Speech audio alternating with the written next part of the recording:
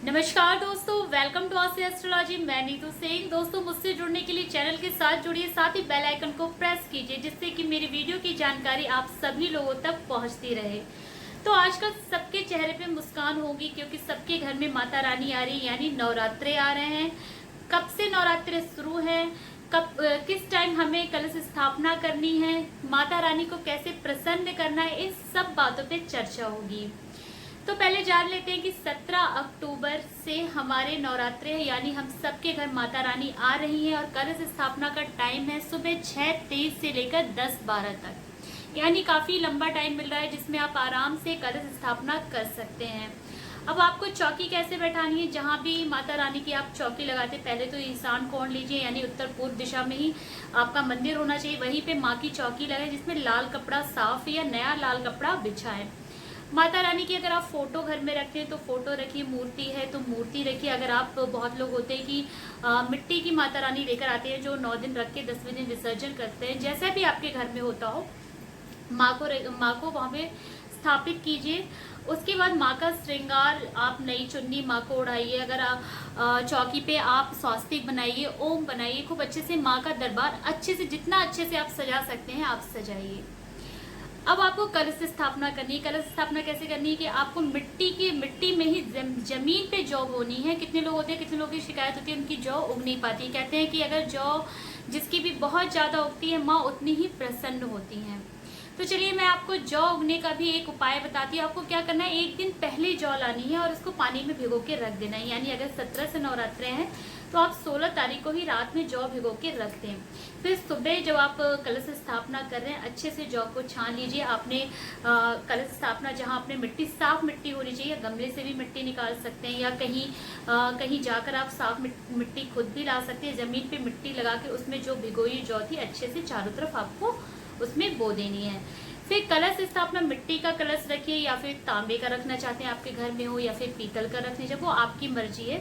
अच्छे से धुल लीजिए मिट्टी के कलश पे, 5 बार कलावा अच्छे से लपेटिए, जल भरिए, जल में थोड़ा सा गंगा जल डालिए, साथ में 2 सुपारी डालिए, थोड़े से पैसे डालिए, कुछ बतासे डालिए। ऐसा करके आपको कलश स्थापना करनी है। और कलश पे एक स्वास्तिक भी अच्छा सा बनाना है। आपको स्वास्तिक बनाना तो सभी को आता होगा। फिर आपको नारियल जो लेना है उसको अच्छे से किसी लाल कपड़े में लपेट देना है और जिस तरफ जटा जिस साइड होती है नारियल की, उस जटा को अपने साइड करना है, यानी आपको लेटा के नारियल कलश पे रखना है।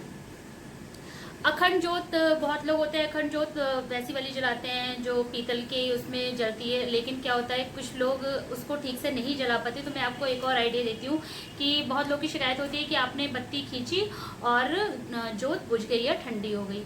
तो आप मिट्टी का बड़ा सा दिया ले लीजिए, मिट्टी का बड़ा सा दिया ले लीजिए। बहुत लोग होते हैं नहीं हैंडल कर पाते, तो उसमें रुई की जो बत्ती होती है, रुई की बत्ती हो या लाल बत्ती हो, जो भी आप अगर आप जला रहे हैं और आपको लगता है कि जोत कभी गलती से बुझ ना जाए, मन में शंका भी होती है, तो आप एक और जोत उसके साथ लगा दीजिए। अगर आपको ऐसा कभी कभी लगे कि हाँ जोत अब बढ़ जाएगी, तो तुरंत एक बाती उसके साथ और लगा दीजिए। इस तरह आप अखंड जोत भी बहुत अच्छे से जला सकते हैं।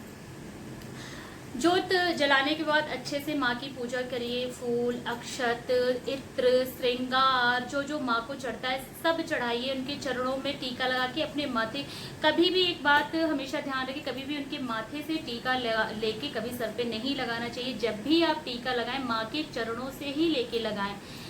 कहते हैं कि माँ के चरणों से अगर आप टीका लगाते हैं तो उसका बहुत ही फायदा होता है। वास्तु शास्त्रों के अकॉर्डिंग माँ की कृपा आपके ऊपर बनती है। फिर आप सप्तशती का पाठ करना चाहते हैं, बहुत लोग होते हैं सप्तशती पूरे 9 दिन का पाठ करते हैं, कुछ लोग नहीं कर पाते। अगर चलिए हर कोई नहीं कर पाते तो आपको क्या करना है, आप दुर्गा चालीसा पढ़ लीजिए, माँ के 108 नाम ले लीजिए, माँ की आरती कर लीजिए, माँ को बदल के भोग लगाइए माँ को, और कभी बताशे का लगा दिया। और माँ को खड़े फल का भोग जरूर लगाना चाहिए, काट के फल ना लगाएं। अगर मैं तो ये कहूँगी 9 दिन आप कभी एक केला चढ़ा दिया, कभी आपने अनार ले लिया, कभी से, मतलब आपको पूरा फल माँ को चढ़ाना है। सारी पूजा हो जाने के बाद आपको आरती कैसे करनी, और फूल, अक्षत जो भी आप चढ़ाएंगे माँ के साथ साथ कलश की भी सेम अच्छे से पूजा करेंगे। यदि आपने कलश स्थापित कर दिया और छोड़ दिया, कलश पे भी फूल चढ़ाइए, धूप दिखाइए, दीप दिखाइए, अक्षत चढ़ाइए, पूरे विधि विधान से पूजा कीजिए। और मैं तो ये भी कहूँगी कि हो सके तो 12 बजे पूजा ना करें। जितनी सुबह आप पूजा कर लेंगे उतना ही अच्छा होता है। उसके बाद पूजा करने का माँ को अग्यारी दीजिए। अब अग्यारी कैसे देनी है वो मैं बताती हूँ आपको। उपला लीजिए, उपले पे आप थोड़ा सा गूगल, थोड़ा सा लोबान, थोड़ी सी चंदन, इलायची और क्या कहते हैं, इलायची डालिए, गूगल डालिए, लोबान डालिए, चंदन डालिए, लौंग डालिए, थोड़ी सी पीली सरसों डालिए, फिर उसके बाद घी डालिए, थोड़ा सा शहद डालिए, चावल डालिए और जो आपका सामग्री होती है वो डाल के अच्छे से, खूब अच्छे से आप धुआं दीजिए और पूरे घर में इसका धुआं दीजिए। बहुत अच्छा लगता है। कहते हैं 9 दिन तो ऐसा लगता है कि चारों तरफ से खुशियाँ आ रही है अगर आप बहुत विधि विधान से पूजा करते हैं तो। और कोई ज़्यादा मेहनत नहीं लगती है अगर आप सोचते हैं कि बहुत पूजा करने में, लेकिन वो पूजा की बात ही कुछ और होती है। और जब आप अग्यारी वगैरह दे देते हैं उसके बाद आपको आरती कैसे करनी है, थोड़ी सी धूप बत्ती लेनी है, उसकी कटोरी टाइप की छोटी सी बना लेनी है, उसमें 2 लौंग डालनी है, 2 आपको कपूर डालनी, हल्का सा घी डालना है, उससे माँ की आरती करनी है, फिर पूरे घर में आपको दिखा देना है। तो ये जो मैंने आपको बताया कि माँ की पूजा, माँ को आप कैसे प्रसन्न कर सकते हैं, कैसे उनकी पूजा कर सकते हैं, कलश स्थापना का क्या टाइम है। तो दोस्तों आपको कैसी लगी मेरी ये जानकारी? अगर आपको अच्छी लगी वीडियो लाइक करें, शेयर करें, मुझसे जुड़ने के लिए मेरे चैनल को सब्सक्राइब करें। तो सभी लोगों को मेरी तरफ से जय माता दी, हैप्पी नवरात्रि।